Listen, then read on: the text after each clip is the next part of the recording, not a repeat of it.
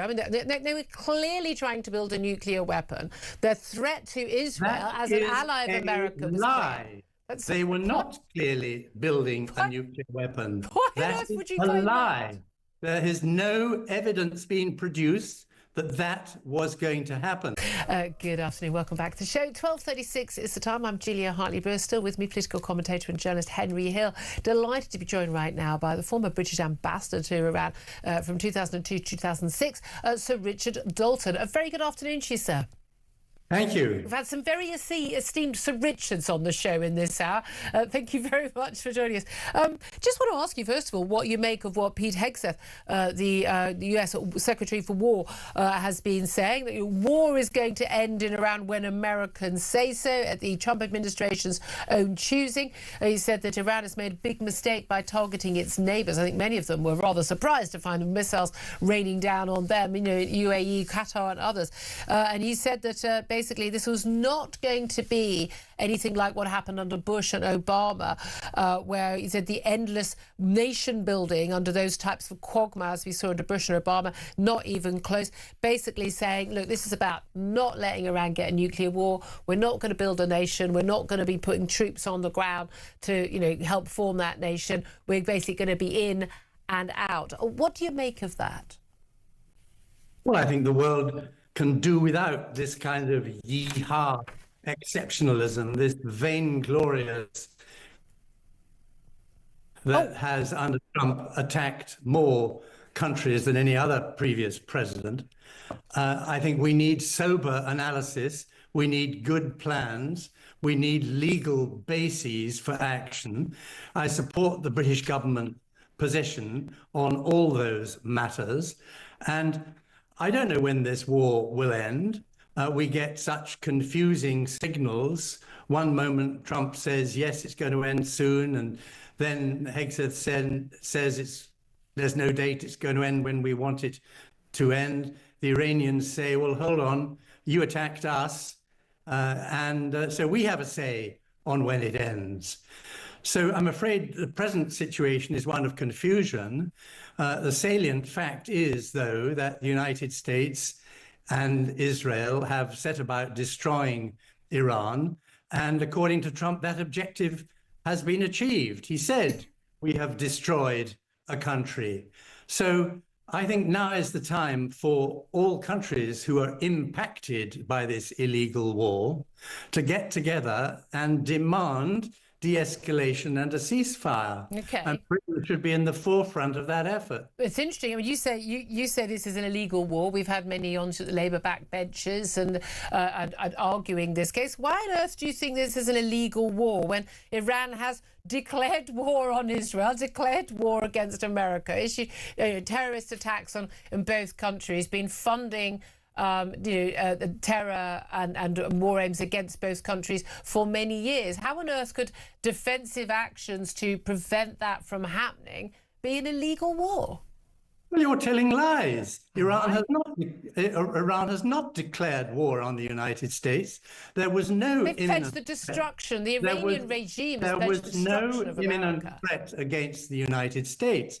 Now, I do not believe in pacifism. I do believe that war can be justified, but just the same way we declared that there was no legal basis for Putin's invasion of Ukraine, there is no legal basis. That's not the same at all. Ukraine was not a threat. Ukraine had not threatened Russia. We know that the Iranian regime, and again, I think we should talk about the Iranian regime rather than Iran. I mean, obviously, I'm sure you're very aware of your expertise, the difference between those things. They've made it very, very clear.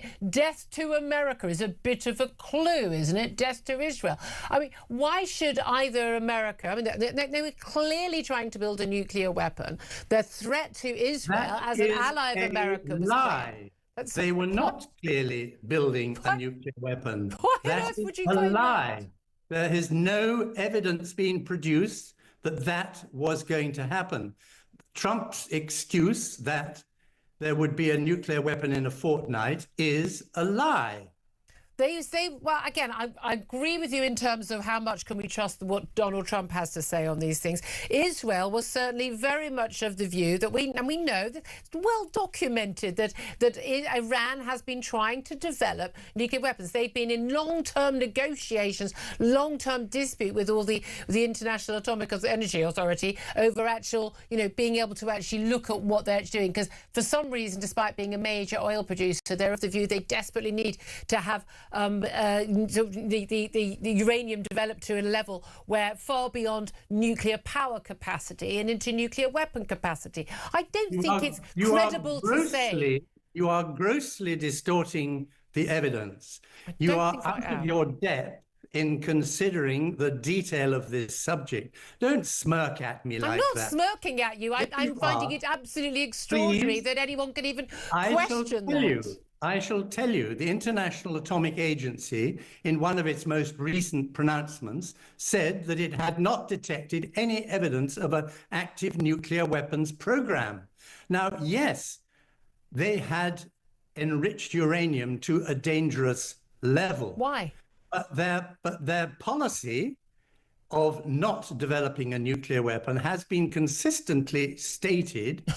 And the allegation, oh, come on. No, but the Iranian Ayatollah stating they're not developing a nuclear weapon, but they've enriched uranium to a point which is way beyond the need for nuclear power. It is only needed for a weaponry. And you think, yep, they're absolutely telling the truth. We were in the middle of an active and successful negotiation to deal with that problem. So, yet again, the United States and Israel have made the security of the world worse by the way they behave. They have done great damage to the nuclear non-proliferation regime, which I believe even talk would endorse in order to reduce the number of countries who have nuclear weapons. But why do you think nations now are going to trust the United States' word? Why do you think they will be prepared simply to have conventional weaponry when they face such odds all over the world against their adversaries? They will go the nuclear route, like Kim Jong-un we know lots of countries in North Korea. Well, we know lots of countries have done that, don't we? History, that will be in history, connected to the unjustified destruction of Iran on false pretexts. Okay. Again, I couldn't disagree with you more on all of that, but you talk about the destruction of Iran. Is it not the case that actually these have been highly targeted, military strikes? They've not been targeting civilians, and we still don't know the truth about that girls' school next to an IRGC facility, who was responsible for that. But I doubt very much it would have been targeted deliberately by the US force, unknowingly by the US forces. We're not seeing the destruction of Iran. That's quite the opposite from what we're seeing from reports, that actually these are highly targeted military targets, leadership targets, rather than the actual, the people themselves, their energy facilities, their water desalination and the like. You're just putting lipstick on the pig. The fact is, Trump says we are destroying Iran. Moreover, the gross environmental crime of attacking all those oil facilities around Tehran is but one example. They are attacking fire stations, police stations. 12 hospitals, according to the WHO, have been damaged. And yes, 168 children were killed, maybe by mistake. But they set out to provoke state failure in that country. What's wrong with that, given the state, the regime that runs that state? A state that has threatened the rest of the world, threatened its neighbours, threatens the existence of Israel and every Jew in Israel, threatened America, has been behind terror attacks and threats in this country, has been funding this, basic chaos around the Middle East for decades now, that slaughters its own young people in the street, possibly 30, 40,000, even more than that, simply for asking, to have basic civil rights and women not to have to cover their hair. Why wouldn't it be the moral and good thing to try and oust that regime? Well, they're going rather further than ousting that regime, are they not? They are trying to destroy the viability of the Iranian state. They are risking a breakup of the country into warring parties.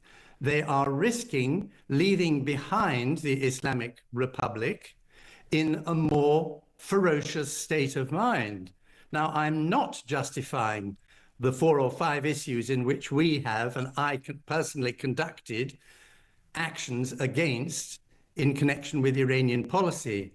But responsible governments have to look at the range of possible consequences and to decide whether what they intend to do is too risky or acceptable. Now, the first test is international law. The second test is whether you're going to leave Iran in a worse position and the international community in a worse position, as the United States did in attacking Afghanistan, Iraq, and Libya. The United States' record in the Middle East is appalling, quite apart from arming and conniving at genocide in Gaza. Oh, well, I'm going to end that now. Mr. Richard, we're out of time anyway. There was no genocide in Gaza. I'm genuinely, with all due respect to you, sir, I'm embarrassed. I'm embarrassed by my own government, although the government actually even admits, but a lot of the ministers, that a former British ambassador in Iran could claim that there was genocide in Gaza, when even the stats given by Hamas themselves do not even remotely suggest there was any attempt or certainly the achievement of genocide in Gaza. That's an absolute nonsense, with all due respect. I have a right of reply to that. Very quickly, if you could, Sir Richard. Your opinion is contradicted by a great many international, including Jewish experts in genocide. Yeah, there are lots of experts in genocide that say very different. It's a question of the effect. The point is, Iran was contained. This war was unnecessary. Okay. I disagree with that. I'd love you to come back. We've got a bit more time and we can talk a bit more longer about this. It's really interesting to do it. I say I wasn't smirking at all. I was just quite stunned by some of your opinions. But Sir Richard Holt, former British ambassador to Iran from 2002 for 4 years. Henry Hill, your response to what Sir Richard had to say? Which bit?